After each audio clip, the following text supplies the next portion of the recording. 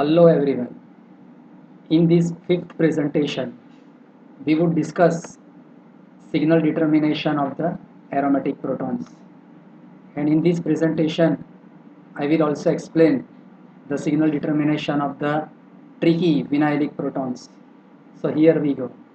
Friends, benzene with the C6H6 formula. We know that all the 6 protons of benzene, they are chemically equivalent. And as you can see that surrounding environment of any proton of all the 6 is equivalent. For example, we know that every corner is a CH. There are 3 delocalized double bonds. So this CH having both the sides CH, this CH having both the sides CH, as a result, 6 protons of the benzene, they would give rise common NMR signal as they all are equivalent. But when any group introduced by displacing one of its hydrogen, and whenever we are getting the mono substituted benzene, at that time we have to check. Let us try to understand with the help of example of a toluene. You can see that one of the hydrogen of benzene displaced by methyl group, the resulting compound is a toluene that we know.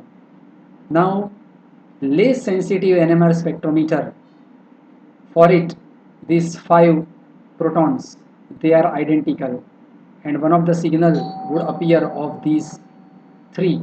As a result, toluene should exhibit 2 NMR signal. But latest, more updated, in other words, more sensitive spectrometer, it can actually recognize 2 orthoprotons different than the 2 meta, and also than the para. So actually, with the more sensitive spectrometer, toluene should give rise the one signal, another signal of 2 orthoprotons, third signal of 2 metaproton, and fourth signal of para. So there are two cases. With the less sensitive, there could be 2 signals, but for with the more sensitive spectrometer, possible 4 NMR signals. So what to do in examination? Because in most of the examination, whether the spectrometer is a less sensitive or it is a more sensitive, it is a modern or it is an ancient, these kind of things not mention. So which answer to write?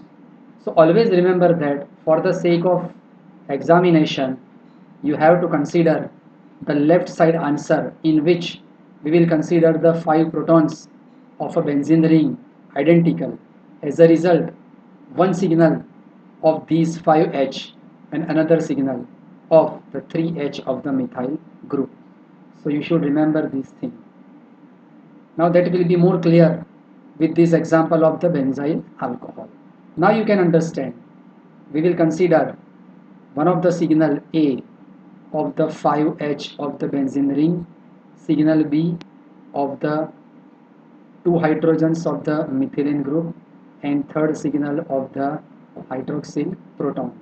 So that way benzyl alcohol would exhibit 3 NMR signals. Let us move on a next example, that is a paraxylene. You can see that at both the para position methyl group is present. Now we have to check whether both methyl groups are identical or not. So this methyl attached with this carbon, there is no hydrogen over here. That carbon is attached with the CH and CH also here. Both CH attached with 2 more CH group. So let us now check with this one.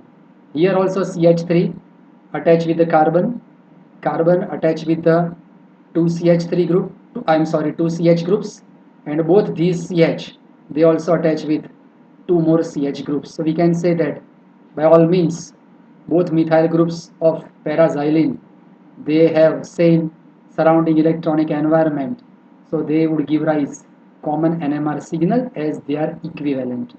Now same exercise we have to do for the 4 hydrogens of the di-substituted aromatic ring. So let us check whether all the 4 are same or not.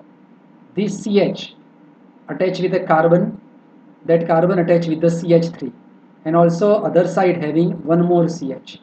So here also this CH having CH at one side and CCH3 at other side.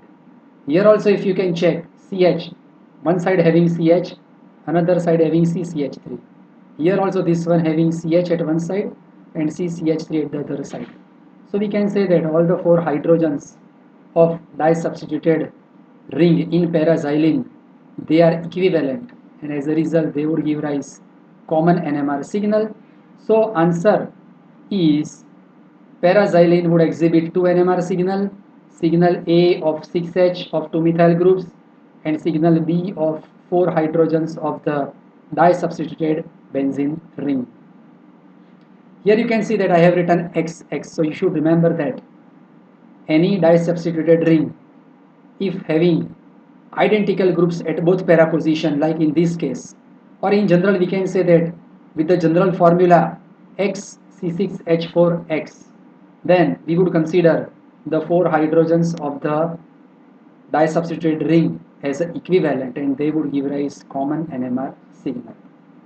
Let us move on a very interesting case of the paracresol. Now here you can see you shouldn't have any problem in deciding one of the signal of methyl group, another signal of the hydroxyl group. And like the previous case, one more signal of the 4H. But this is a tricky example as like the previous case, both the groups attached at a para position are not the same, they are different. So if you compare electronic environment of this CH and this CH, it wouldn't same. Let us check. This CH having carbon and the CH3, while this CH in its vicinity having carbon and the OH. Here also this CH, one side having CH, another side having carbon and OH, while this one having one side CH and another side CCH3. So now you will get the idea that the two orthoprotons near the methyl group that I have shown with the B sign, both are same as they have carbon CH3 group near their vicinity, but they are different than the two orthoprotons that I have shown with the C symbol, as both these CH are near to carbon hydroxyl group. So apparently it seems that like the previous case, if you consider all the four protons same, but it is not the same because these two are same but they are different than the two protons that we have shown with the C, and as a result paracresol would exhibit four NMR signals, one of the CH3, another signal of the B, two orthoprotons, third signal of these two orthoprotons near the OH group, and fourth signal of this hydroxyl proton. So always you should remember that any disubstituted aromatic compound having general molecular formula X C6H4Y, where X is not equal to Y, both the groups are separate. In that case, you can't consider all the four protons of a benzene ring identical. They would give rise separate NMR signal. So this is a very important point, and many times student hastily they make the mistake. They consider these four protons as a similar. So always you should remember the two examples of paraxylene having identical groups. In this case, all the four protons of the ring would be same, but like in this case of the paracresol where both the groups are not same, then four protons of a ring, they are not same, they would give rise to NMR signals. Now in front of you, example of vinyl chloride, which is a monomer of the polyvinyl chloride. So very simple, one can say that one signal of these 2H as I shown, signal A, and another signal of this hydrogen, signal B. So it should exhibit two NMR signals. But friends, it is not like that. Vinyl chloride exhibit three NMR signals. Always you should remember that vinylic proton means these two protons. These two protons are called vinylic protons and they give rise separate NMR signal. Why is it so? So I have explained with this example. You should always remember that unsaturated compound if it is given to determine the signal, then one should determine the signal by the detailed geometric structure only. Now if you draw the detailed structure, you can see that carbon double bond carbon, to left side carbon two hydrogens are attached, and to right side carbon one hydrogen and one chlorine is attached. So here you can see that one of it, the hydrogen of a vinylic proton or vinylic group, that having C proton in its vicinity. Here you can see that with the blue color arc. While the other vinylic proton in its vicinity, you can see that there is a chlorine group that you can see with the red color arc. So our thumb rule is that the protons with a different electronic environment, in spite of attached to same carbon, but we consider them as a separate. As a result, these two vinylic protons, though they have attached to same carbon, but their electronic environment is a different, and that's why always vinylic proton give rise a different NMR signal. So always remember that, friends, whenever possible, try to determine the number of signals with the simplest possible detailed structure.